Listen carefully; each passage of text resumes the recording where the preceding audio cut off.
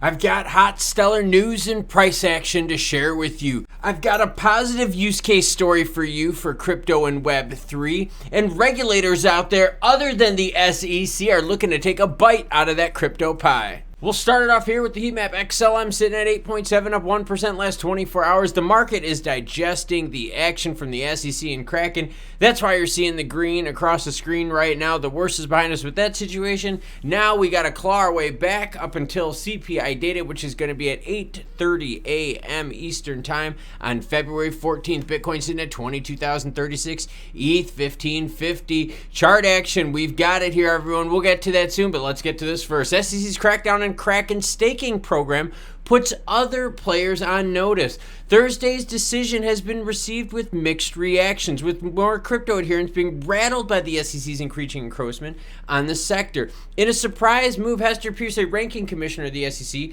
was one of the first individuals to respond to Crackdown. Now, here's the issue. Jesse Powell, the CEO of Kraken, was like, yeah, we didn't even know that this was coming, and all of a sudden the SEC is like, boom, you're staking. Yeah, that falls under securities law that you're not doing correctly. You didn't disclose the risk correctly. Yeah, that whole part of their business is done, and they had to pay a $30 million fine. They had no warning. There was no one coming in there going, hey, you know what? This here, if you fix this and this and this up, you will avoid further issues from us. No, they just came in like a bully. And so here's what she said. In a statement, she dissented from the decision taken against Kraken, noting that a paternalistic and lazy regulator, Gensler, settles on a solution like the one in this settlement. According to her, it would have been more prudent for the SEC to initiate a public process to develop a workable registration process that provides valuable information to investors on crypto staking instead of just shutting it down. That's right. Why do you have to just shut it down?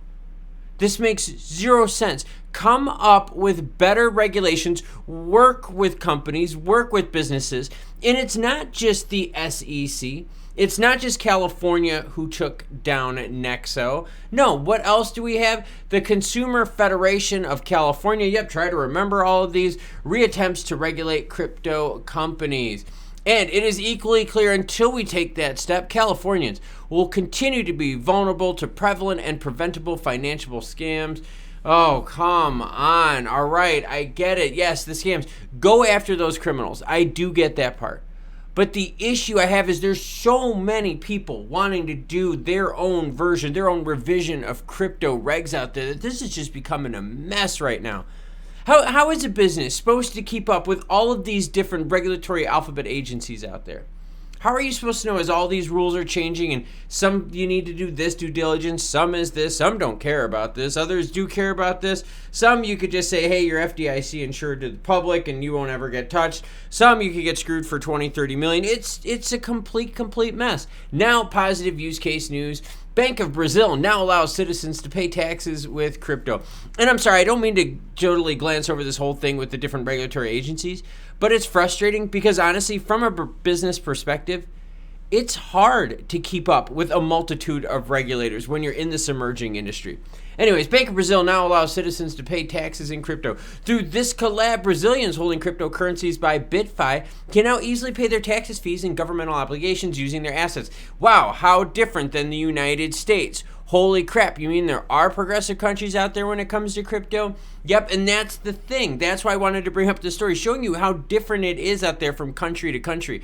And that crypto regulation, we now have countries out there wanting to regulate crypto how they see fit and kind of impose that on the rest of the world. And even within countries like the United States, you have states wanting to do their own things.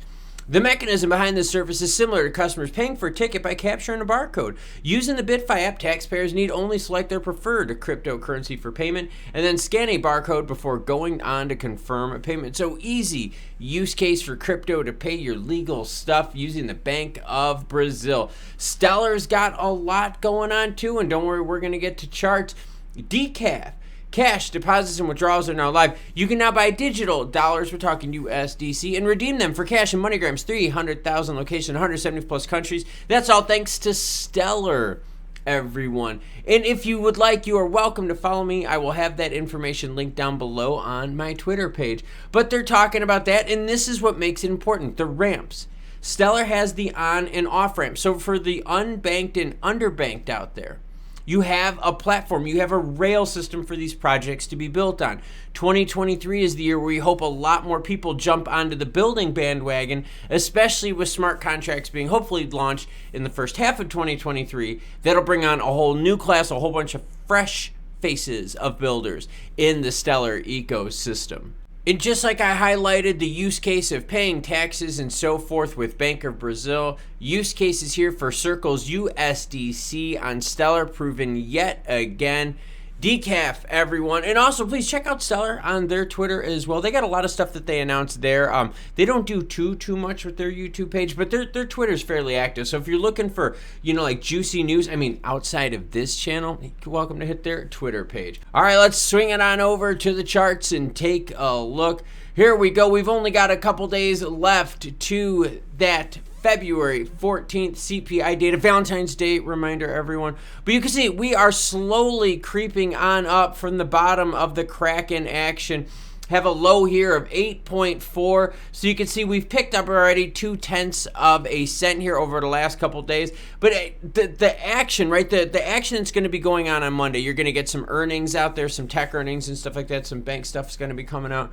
Nothing too big to move the market unless there's something negative. Like there's not a positive catalyst, right? On Monday, they could drive up volume, drive up price. So it looks like we're probably going to be going into this time frame right here much lower than the 9 cent floor we were hoping to be at when the announcement was made. Volume itself, though, is still very, very low. And interestingly enough, I wanted to bring this up just to kind of show you guys like a comparison worth of time. Here's 1 year. In 1 year, there you go. Stellar a year ago was rocking around 21 cents last Valentine's Day.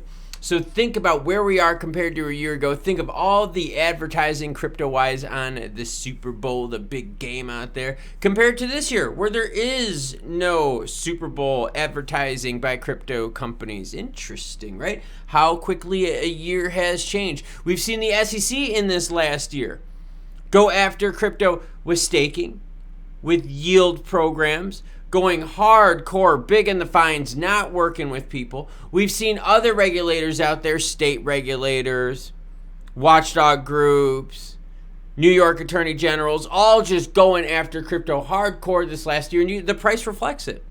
8.6 cents right now compared to 21 cents where we were a year ago at this time. You've got recession stuff coming up. I'm going to be doing a video on recession and how we know we're already in a recession. I'm going to share stats with you won't see anywhere else. I'm going to share with you also some personal stats from my channel that easily shows you that we're in a recession. I got some insight for you, so make sure you hit that subscribe button so you don't miss out on that. But yeah, you can understand why crypto is so beaten down in price right now. The macros have been rough, and the events circulating crypto have been rough. The regulators have been rough. It's been a tough year for crypto. So that is a whole lot to digest. As you could see in Brazil, yep, hey, let's use crypto to pay our taxes. United States, we can't even get our federal and state regulators out there working with each other and working with the crypto industry. So very polar opposites here. And I wanted to highlight that to show you that crypto, it's not just the point of view of what you're going through your country, your regulatory situation. It's everyone else's out there as well because no one's on the same page. So think of an industry that can't grow together because some countries are holding it back. And the countries that are holding it back, remember, that's also holding back financial investment, right, into crypto and Web3 venture capitalists, institutional grade money. You guys know the deal.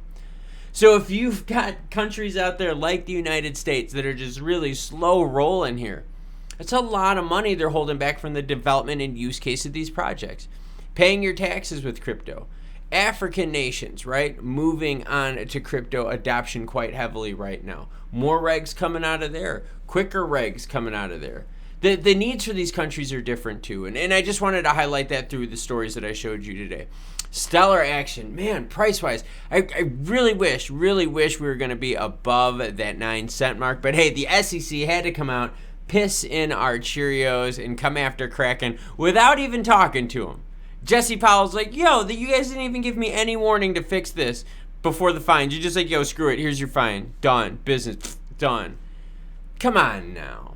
That's not how you're going to get crypto and Web3 to go. It's here to stay. Let's make some good regs. Let's work together. Let's do this positively. Speaking of positively, what I do outside of crypto to keep my head sane, that's this channel right here. Check it out so you know what I do to keep me, grounded from all this crazy crypto action. This right here, Crypto Web3 video just for you based on the YouTube algorithms. Now, until more news breaks, you cool cats, have a great rest of your day.